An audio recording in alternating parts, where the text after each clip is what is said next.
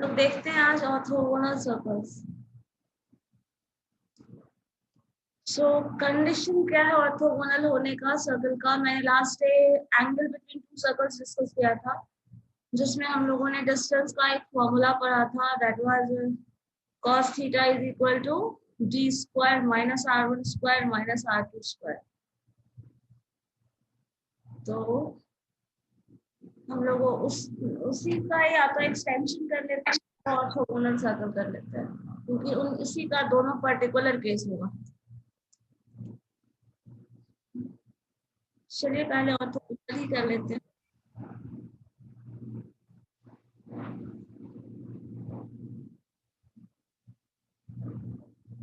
देखिए orthogonal circle को मैंने वर्ड एक बताया था आप लोगों को, ऑर्थोगोनल वर्ड इस्तेमाल हो तो ये चीज हमेशा ध्यान में रखिएगा, there is a 90 degree angle between both of that. किसी भी टर्म की बात करें, अगर स्ट्रेट लाइन की ही बात करें और बोला जाए, आपको वर्ड इस्तेमाल किया जाए the two straight line to each other, that means ये कुछ ऐसा होगा, sorry not like this, 90 degree angle होगा, 90 डिग्री अगर ऑर्थोगोनल स्ट्रेट लाइन है तो। इसी तरह हम लोगों को करना है ऑर्थोगोनल सर्कल्स। आपको लास्ट बैकग्राउंड से आवाज आ रहा है। कौन सी आवाज आ रही है? मेरी तरफ से तो कोई आवाज नहीं जा रही है।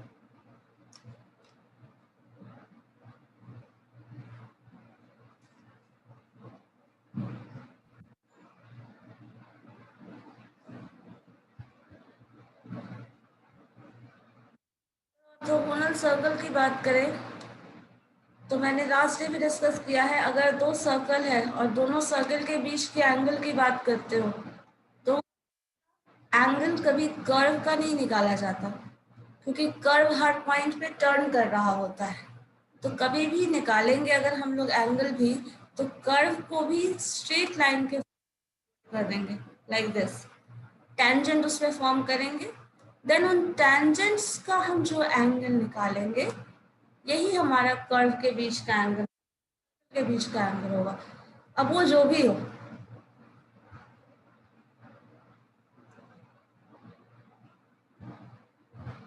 ठीक है। तो यहाँ पे देखिए ऑर्थोगोनल सर्कल लिखा भी है, two circles are said to be orthogonal if they meet at right angle means 90 degree angle, that is their tangents। और जब भी आपको दोनों सर्कल के बीच के एंगल की बात करें, वो कोई भी एंगल हो, इधर 90 डिग्री हो, 60 डिग्री हो, और वट एवर डिग्री हो, कोई भी डिग्री हो, दैट डिग्री जो भी होगी उसकी, वो हमेशा कभी भी टेंजेंट के ऊपर ही बनेगा। तो लास्ट में हम लोगों ने ये देखा था कि अगर सर्कल पे एंगल्स बनता है तो वो कैसे बनता है, तो वो हमेशा टेंजेंट के बीच का ही एंगल होगा, जो भी पॉइंट ऑफ इंटरसेक्शन होगा उस पर हम लोग टेंजेंट ड्रॉ करेंगे, एंड दैट टेंजेंट्स के बीच में जो एंगल होगा, that particular angle is known as angle between two circles. So ये एंगल, अगर यही एंगल राइट एंगल हो जाए, 90 डिग्री एंगल हो जाए, तो हम लोग उसको बोलते हैं ऑर्थोगोनल। देखो मान लो हमारे पास जो इंफॉर्मेशन गिवन होगा वो इंफॉर्मेशन हमेशा इक्वेशन के फॉर्म में होगा। जैसे मान लीजिए आपके पास दो सर्कल दिए गए हैं, दोनों सर्कल का इक्वेशन, कभी भी सर्कल दिया रहेगा तो आपको इक्वेशन के फॉर्म में दिया रहेगा, या तो आपके पास पॉइंट रहेगा सेंटर का और एनी पर्टिकुलर पॉइंट से आपको सर्कल फॉर्म करना होगा। तो दो ही फॉर्म में हमारे पास सर्कल का फॉर्म दिया रहता है, या तो पॉइंट गिवन हो, सेंटर गिवन हो, point and circle centre given है तो आप सर्कल फॉर्म कर सकते हैं, तो सर्कल का इक्वेशन भी बना सकते हैं, या तो डायरेक्टली सर्कल का इक्वेशन गिवन हो। अब अगर सपोज मान लो आपके पास सर्कल का इक्वेशन गिवन है, तो वो इक्वेशन हमेशा x square plus y square plus 2g1x plus 2f1y plus c1 is equal to 0 होगा। इसी तरह दूसरा सर्कल मान लीजिए एक्स स्क्वायर वाई स्क्वायर तो कॉमन ही रहेगा, टू सेंटर्स बदल जाएंगे, जैसे इसका सेंटर g1 f1 हो गया, इसका सेंटर g2 f2 हो गया, minus g1 minus f2 plus c2 is equal to 0। So अगर दोनों सर्कल का इक्वेशन गिवन है तो हम लोगों ने सेंटर निकालना सीखा था। जैसे मान लीजिए हमारे पास अगर सर्कल गिवन है सर्कल का इक्वेशन गिवन है, लाइक मान लीजिए x square plus y square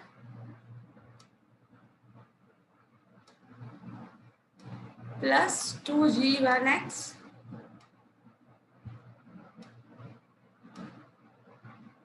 plus 2f1y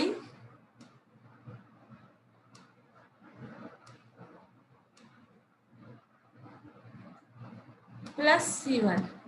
तो इसका सेंटर निकालने का फॉर्मूला हम लोगों ने पढ़ा था।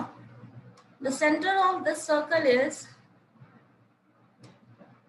अगर इसके h कोऑर्डिनेट निकाल रहे हैं, सेंटर वाला x coordinate, that is equal to -1/2 जो x का कोएफिशिएंट है वो डालेंगे, that means 2g1। So 2 cancel हो जाएगा, यहाँ बचेगा आपका -g1। ये हमारा इस सर्कल का इक्वेशन का सेंटर मिल गया फॉर x कोऑर्डिनेट। इसी तरह अगर k निकालेंगे, that is equal to -1/2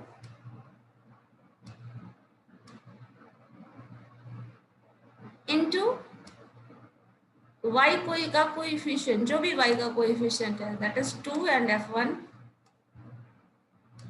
so 2 cancel, ultimately जो बचा वो हमारा -f1 बच गया।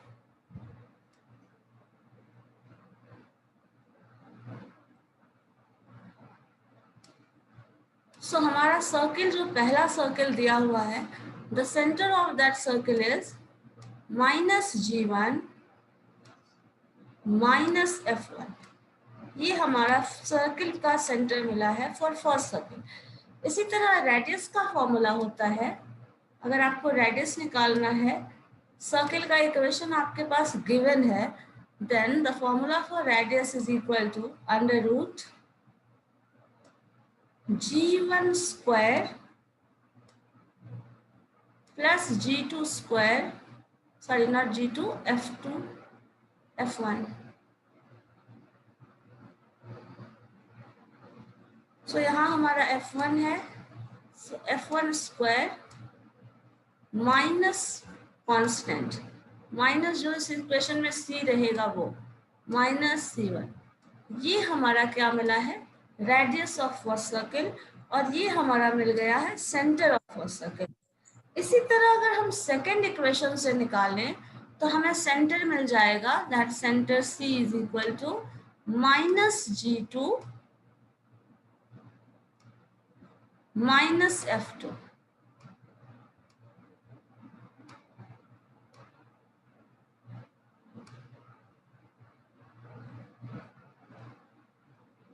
और अगर रेडियस ऑफ सेकेंड सर्कल निकालें, अगर यहाँ पे मान लीजिए इस फर्स्ट सर्कल का रेडियस हम r1 से रिप्रेजेंट करें, दूसरे का r2 से रिप्रेजेंट करें, then that is equal to √ g2 square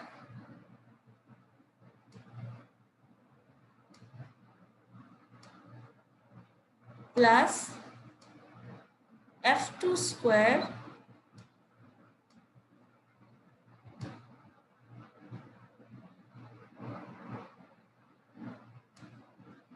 -c2। So इस तरह हमारे पास दोनों सर्कल का रेडियस और दोनों सर्कल का सेंटर मिल गया। अब with the help of these information हम लोग निकालेंगे एंगल बिटवीन टू सर्कल्स, या फिर कंडीशन फॉर ऑर्थोगोनैलिटी। सो अगर वापस से यहाँ आ जाए तो देखिए, दीज आर टू सर्कल्स। इसी चीज को जो मैंने आपको एक्सप्रेशन लाकर अभी दिखाया, उसी एक्सप्रेशन को यहाँ लिखा हुआ है, centre for first circle -g1 -f1, centre for second circle -g2 -f2। Exactly यही चीज अभी हम लोगों ने कैलकुलेट कर यहाँ से लाया है, -g1 -f1 -g2 -f2। इसी तरह रेडियस ऑफ द सर्किल हम लोगों के पास मिल जाता है। तो ये टर्म हमारे पास आ गया। अब देखो यहाँ पे एक चीज नोट करने वाली चीज है, this angle is what, 90 degree, क्योंकि शुरू में ही लिखा है the two circles are said to be orthogonal if they meet at right angle, that means इन दोनों का जो इंटरसेक्शन पॉइंट हो, आइदर ये इंटरसेक्शन पॉइंट लीजिए या ये इंटरसेक्शन पॉइंट लीजिए, दोनों का एंगल हमेशा सेम होगा। सो ये एंगल जो है वो राइट एंगल ट्रायंगल है। अब अगर ये राइट एंगल ट्रायंगल है तो आप यहाँ पे ये फॉर्मूला लगा सकते हैं, perpendicular square of perpendicular plus square of base is equal to hypotenuse, क्योंकि ये राइट एंगल ट्रायंगल है। अब अगर ये राइट एंगल ट्रायंगल है तो यहाँ से हम लोग निकाल सकते हैं by distance formula C1 C2, this is what hypotenuse of this triangle. So C1 C2 का स्क्वायर जो होगा that is equal to C1P square plus C2P square. So अगर इसी चीज को हम लोग यहाँ अप्लाई करें तो यहाँ पे वही चीज लिखा हुआ है, C2 C1 C1 C2 the square of that plus C1P का स्क्वायर दिस टर्म का स्क्वायर प्लस C2P का स्क्वायर। सो ये टर्म हो गया। अब जरा देखिए ध्यान से, ये डिस्टेंस जो है वो तो distance between these two points है, बिकॉज आपके पास सेंटर गिवन है C1 एंड C2, ये दोनों पॉइंट गिवन है। तो आपको distance formula between two points के through distance between two points निकालना आता है, क्योंकि हमारे पास दो पॉइंट है किसी भी ऑर्डिनेट में, एक्स कोऑर्डिनेट हमारे पास लिखा है, सपोज मान लीजिए कुछ ऐसा एक्स वाई का प्लेन है, यहाँ डिस्टेंस है, एक पर्टिकुलर डिस्टेंस यहाँ है, ये पॉइंट आपके पास गिवन है और ये भी पॉइंट गिवन है, तो इन दोनों के बीच का डिस्टेंस निकालना आपको पता है बाय डिस्टेंस फॉर्मूला। सो उस डिस्टेंस फॉर्मूला के थ्रू हम लोग C1 C2 का डिस्टेंस निकाल सकते हैं, और इसी चीज को यहाँ लिखा भी है, distance between these two points क्या होता है, this term minus minus this term. तो यहाँ लिखा है देखिए G1 माइनस माइनस G2, क्योंकि माइनस करते थे और ये माइनस ऑलरेडी है, सो प्लस में कन्वर्ट हो जाएगा। G1 minus minus G2 is equal to G1 plus G2 का whole square plus sign F1 minus minus F2, so F1 plus F2 का होल स्क्वायर। और ये क्या आ रहा है, distance between these two points, that is what centres, distance between the centre of two circles. So ये चीज जो मिलेगा ये हमारा हाइपोटेन्यूज मिल जाएगा। अब इसी तरह इस टर्म को अगर ये देखिए तो ध्यान से, this is the centre of the circle और ये जो है सर्किल का एंड पॉइंट है। So this is what radius of the circle, radius of first circle, और ये जो है C2P वो रेडियस ऑफ सेकेंड सर्किल होता है। दैट मीन्स ये दोनों अगर हम डिस्टेंस निकाल लें, इस पर्टिकुलर पॉइंट से इस पर्टिकुलर पॉइंट का डिस्टेंस जानते हैं, then that is radius of second circle, this is radius of first circle। अब हम लोगों को यहाँ से रेडियस P पॉइंट का तो कोई वैल्यू दिया नहीं है, लेकिन हम लोगों को बाय इक्वेशन रेडियस का फॉर्मूला पता है और वो हम जानते हैं, that is what centre, radius of first circle is G1 whole square plus F1 whole square minus C1 under root, ये जो है वो R1 है, R1 का स्क्वायर वहां पूछ रहा है। सो R1 इज इक्वल टू, देखिए अगर इस इक्वेशन के अकॉर्डिंग देखें, सो R1 is what C1 into P, C1P। So C1P का जो डिस्टेंस लिखा है, देखिए यहाँ पे उसका स्क्वायर को स्क्वायर रूट हटा दिया है, that is G1 square plus F1 square minus C1। सो ये क्या मिल गया, स्क्वायर, R1 स्क्वायर मिल गया। इसी तरह R2 स्क्वायर निकालेंगे, that is what G2 square plus F2 square minus C2। सो यहाँ से हम लोगों को सारा टर्म मिल चुका है, this term and this term. अब इसी चीज को जो ट्रिगोनोमेट्री का जो हम फॉर्म यूज करते हैं राइट एंगल ट्रायंगल वाला, बस उस पर पुट कर दो। अगर हम वो वैल्यू पुट कर दें और आपस में दोनों को इक्वेट कर दें इक्वलिटी साइन से बाय दिस फॉर्मूला, ये इस इक्वेशन पे पुट करके हम लोग वैल्यू इक्वेट कर दें, देन हम लोगों को मिल जाएगा कंडीशन फॉर ऑर्थोगोनैलिटी। सो यही चीज यहाँ लिखा है, इन दोनों टर्म को, this whole term is equal to this term plus this term, जो कि यहाँ लिखा है, इन दोनों वैल्यूज को सब्स्टिट्यूट कर दिया गया है in this equation. So G1 minus G1 plus G2 का whole square minus F1 plus F2 का whole square is equal to G1 square plus F1 square minus C1 plus sign G2 square plus F2 square minus C2। So ये equate कर देंगे। अब अगर यहाँ पे इस इक्वेशन को देखो तो आपको क्या करना है, इस टर्म का होल स्क्वायर ब्रेक करो। So this is what G1 square plus G2 square minus 2G1 G2 आएगा। इसी तरह यहाँ अगर करेंगे तो F1 square plus F2 square minus 2 F1 F2 आ जाएगा। तो यहाँ देखिए आपको F1 स्क्वायर यहाँ भी है, यहाँ भी आएगा, कैंसिल हो जाएगा। F2 स्क्वायर यहाँ भी है, यहाँ भी है, कैंसिल हो जाएगा। G1 स्क्वायर यहाँ भी आएगा, यहाँ भी है, तो वो भी कैंसिल हो जाएगा। G2 स्क्वायर भी यहाँ है, तो वो भी कैंसिल हो जाएगा। सो आपके पास जो बचेगा वो देखिए क्या है, यहाँ से मल्टीपल टर्म प्रोडक्ट टर्म आएगा माइनस G1 G2, यहाँ से प्रोडक्ट टर्म आ जाएगा minus F1 F2, minus 2 F1 F2, और यहाँ एक माइनस साइन के साथ C1 आ रहा है और माइनस साइन के साथ C2 आ रहा है। देन हम लोग माइनस को कॉमन लेके ये एक्सप्रेशन ला देते हैं, और ये जो एक्सप्रेशन है वो बताता है कंडीशन फॉर ऑर्थोगोनलिटी। अगर आप ये चेक करते हैं बाय द गिवन इक्वेशन, अब देखो यहाँ क्या है 2G1 G2 2F1 F2, तो ये इक्वेशन में गिवन रहेगा हमेशा, सर्कल के इक्वेशन में ये गिवन होगा। और अगर ये गिवन है तो आपको बस इस कंडीशन को याद रखना है और उस पर वैल्यूज पुट कर दो। अगर ये आपस में इक्वल आ जाता है then that two circles are orthogonal to each other, otherwise that is not orthogonal। और इस चीज को आप इस एक्सप्रेशन को सॉल्व करके लिख सकते हैं। यहाँ पे मान लो यहाँ पे जो एक्सप्रेशन है अगर उसी को हम लोग सॉल्व करें, सो हमारे पास जो टर्म था that is minus G1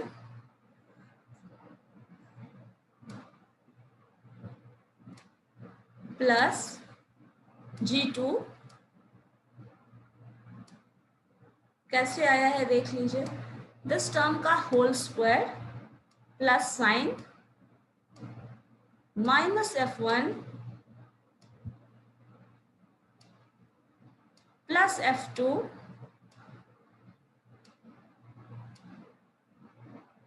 whole square of this term is equal to G1 square plus F1 square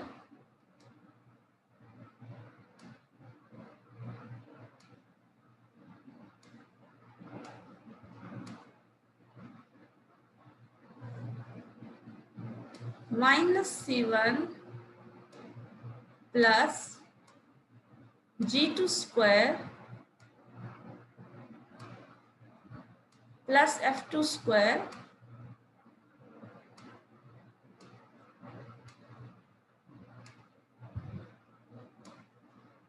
minus C2। अब इस टर्म को यहाँ ब्रेक करोगे तो G1 का स्क्वायर आ जाएगा, माइनस है तो माइनस का स्क्वायर भी तो पॉजिटिव ही आएगा। G2 square A square plus B square पे ब्रेक कर लो, so G2 square plus sign not plus, this is minus 2G1 G2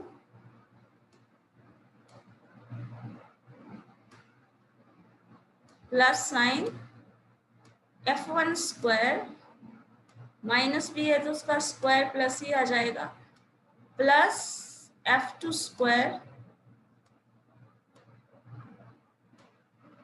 minus 2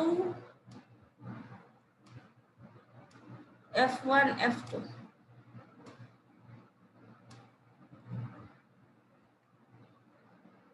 this is equal to, same term copy कर देंगे यहाँ, तो ये देखिए G1 square cancel, G2 square cancel, F1 square cancel, F2 square cancel. So यहाँ जो इधर remaining term बचता है that is minus C1 minus C2। Equality के इधर सिर्फ दो टर्म बच रहे हैं, और यहाँ देखिए that is what minus 2 times G1 G2 minus 2 times F1 F2.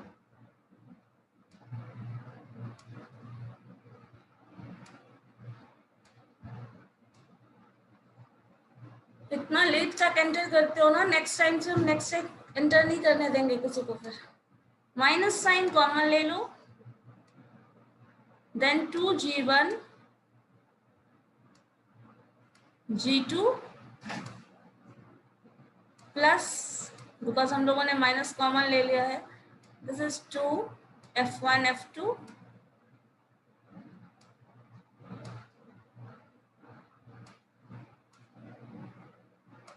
यहां से भी माइनस साइन कॉमन ले लीजिए, माइनस C1 प्लस C2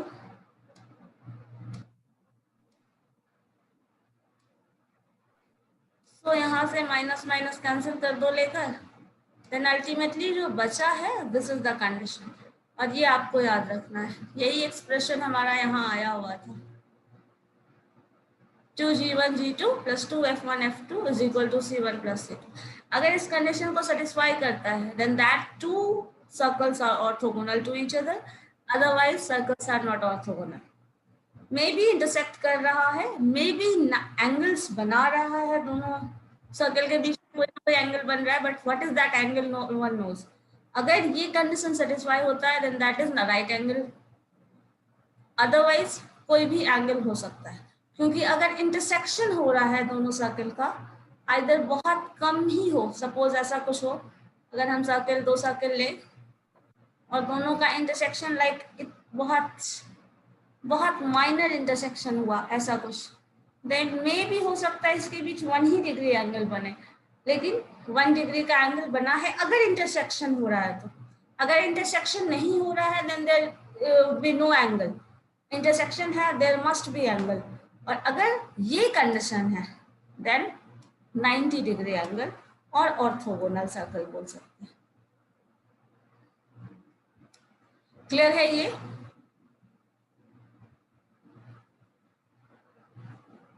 बताइए, कोई कंफ्यूजन है अभी भी? No ma'am. देन एक क्वेश्चन बनाइए तो जरा इससे रिलेटेड, जस्ट कंडीशन चेक करना है या फिर आपको, चलो ये क्वेश्चन देखो तो सॉल्व करके। Find the equation of a circle which is orthogonal to 3 of the circles. 3 circle का इक्वेशन है और तीनों सर्कल एक सर्कल के साथ ऑर्थोगोनलिटी मेंटेन कर रहा है, then what is the equation of that circle? Try to find it. This one.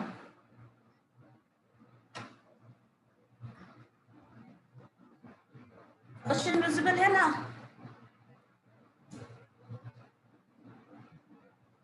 चलो लिखो तो। Find the equation of the circle which is orthogonal to all the 3 circles. This one, this one and this one. Question लिखिए फिर मैं बताती हूँ exactly इस question का क्या मीनिंग है। शायद हिंट मिल जाए आपको, सॉल्व कर पाओ आसानी से।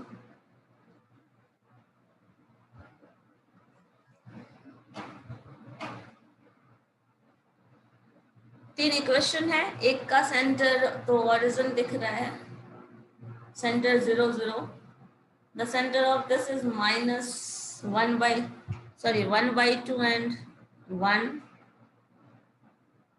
the center of third circle is minus 2 and 2,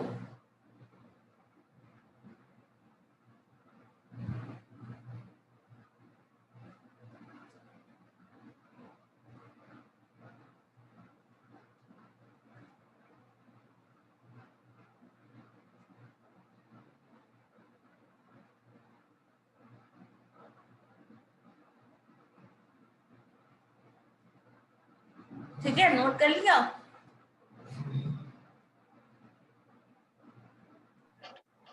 no ma'am, 1 minute.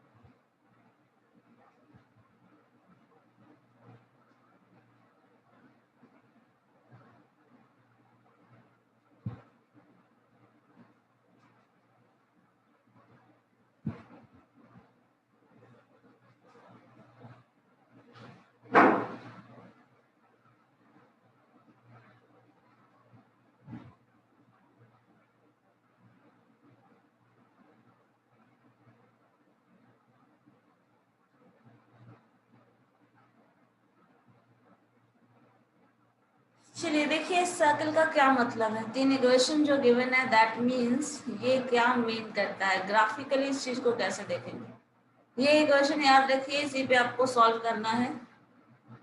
2g1 g2 plus 2f1 f2 is equal to c1 plus c2।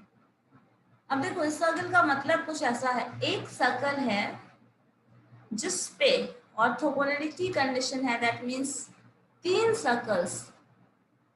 The first one is this,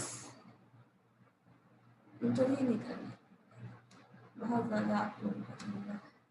ये तीन सर्कल जो है ये 90 डिग्री एंगल बना रहा है इस एक सर्कल के साथ, ये भी और ये भी, ठीक है। इन तीनों सर्कल्स के साथ ये एक सर्कल जो है वो 90 डिग्री एंगल बना रहा है। और आपको इस सर्कल का इक्वेशन, जो सेंटर पे जो सर्कल है इसकी बात कर रहे हैं, ये सर्कल का इक्वेशन आपको फाइंड आउट करना है।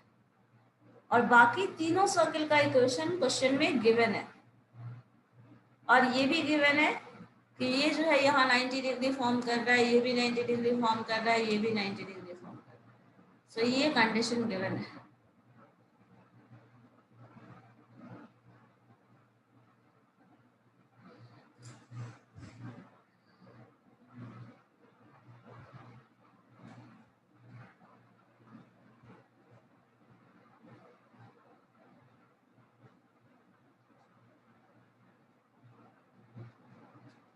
यार आज तो पहले से थी। देखिए कैसे बनेगा, बताइए जल्दी मुझे।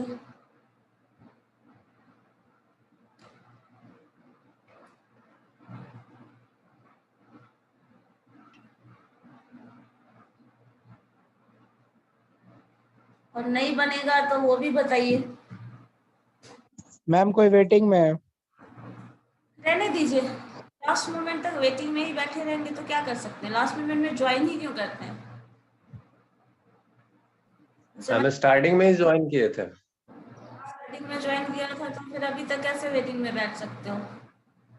पता नहीं मैम, आप लेफ्ट कर दिए होंगे। आप अजीब सी लॉजिक, अजीब नहीं है थोड़ा लॉजिक आपका? पता नहीं मैम।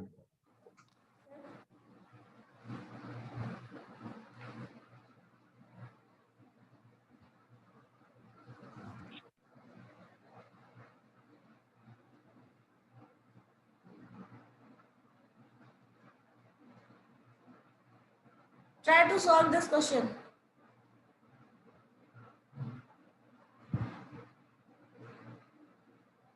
तीनों सर्कल्स का इक्वेशन गिवन है आपके पास, उससे मुझे centre of that all the three equations, इन सब का सेंटर मुझे बताइए तो क्या होगा।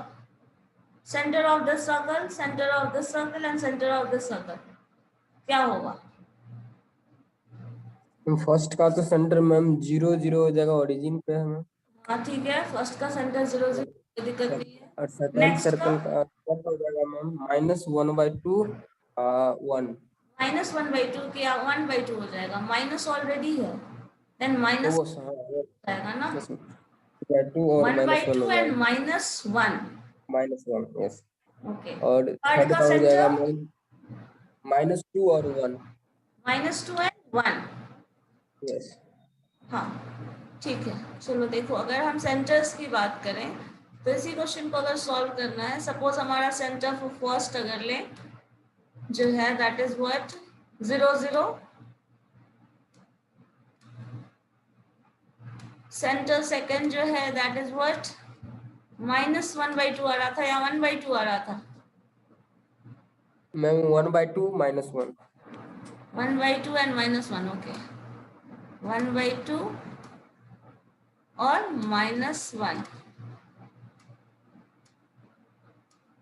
थर्ड सर्कल है उसका सेंटर क्या है? -2 और 1 -2 एंड 1, -2 एंड 1। चलो ये सारे सेंटर्स तो हमें मिल गए। अब इसके बाद हम लोगों को क्या करना है, ऑर्थोगोनल है ये बता चुका है, तो ऑर्थोगोनल अगर है हमारे पास और इक्वेशन भी गिवन है, तो यहाँ से देखो ये भी पता करो पहले C1 क्या है, constant for first circle that is 4। 4 C2 जो सेंटर है दूसरा वाला वो क्या है, -3 -3। मैम C2 -3 है। हाँ हाँ C3 और क्या है 1 1। ओके ठीक है, ये हमारे पास है। अब इन सारे को हम लोग कंडीशन, जो कि हम लोगों को करना क्या है, इस तीन सारे पॉइंट को मिलाकर एक सर्किल फॉर्म करना है। तो जो जो मैम इंफॉर्मेशन C1 गिवन, -4 हो जाएगा। क्या C1 है -4 हो जाएगा। C1 -4 हो जाएगा यहाँ पे। C1 -4 है। ओके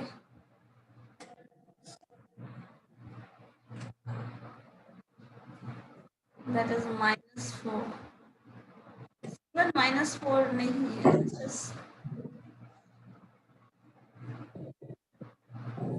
चलो इसी चीज को देखो, ये कंडीशन ऑफ ऑर्थोगोनैलिटी चेक कर लेते हैं। और जो इक्वेशन हमें फाइंड आउट करना है उसको आप कुछ मान लीजिए क्या है, जो सर्कल का सिंपल इक्वेशन होता है वो मान लो, सिंपली x² + y², क्योंकि हम लोगों को पता नहीं है एग्जैक्टली वो है क्या, तो हम ये मान लेते हैं x² + y² + 2g1x, ठीक है, यस g1x 2FY। + 2f1y। बताओ यस कोई यस इंटर कैसे कर सकता है 2FY। लास्ट मोमेंट तक।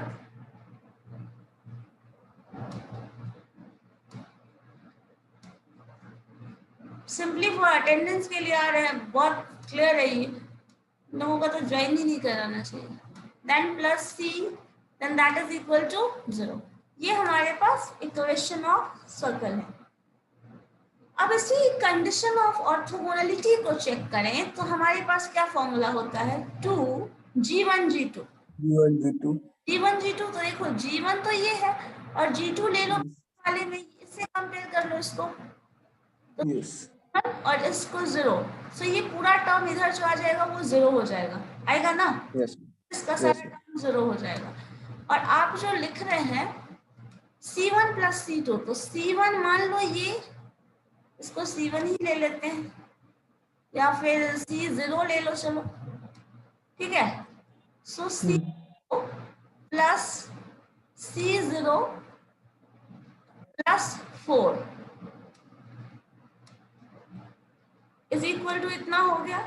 तो यहाँ से C क्या निकल जाएगा, C0 -4। -4, यहाँ से हमको ये वैल्यू मिल गया।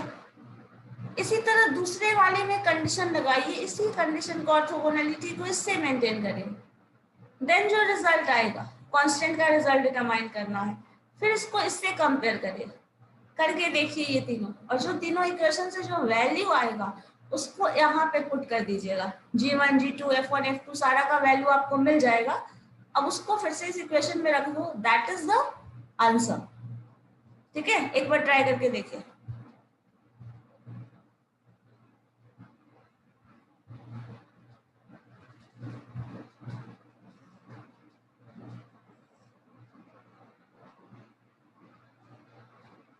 जो आंसर है शायद वो ये है आपका,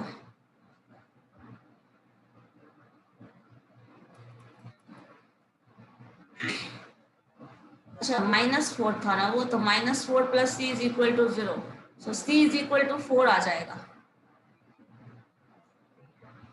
ये टर्म हम लोग ले रहे थे, दैट इज नॉट 4 एग्जैक्टली, जो इक्वेशन में था वो इक्वेशन में -4 था ना, सो यहाँ -4 आ जाएगा, सो C = +4 हो जाएगा, C0।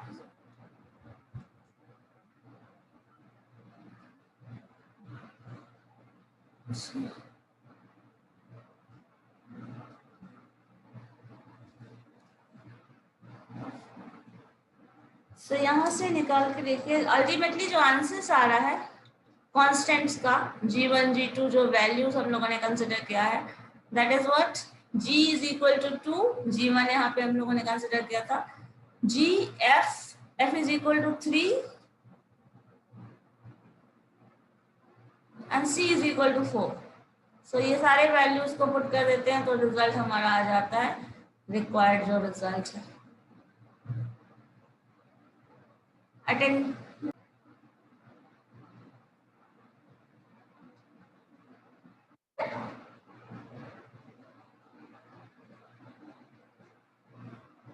और इसको सॉल्व करके खुद से भी देखिएगा। सॉल्व करेंगे तो ऐसे क्वेश्चन आपका जितना भी क्वेश्चन है ऑर्थोगोनल वाला अपने आप बनता चला जाएगा। बस आपको इस कंडीशन के अकॉर्डिंग चेक कर लेना है whether they are orthogonal or not। Orthogonal है तो कांस्टेंट्स मिल जाएंगे, या फिर अगर एंगल निकालना हो तो हम लोग इसके पहले जो फॉर्मूला पढ़े थे वो निकाल सकते हैं।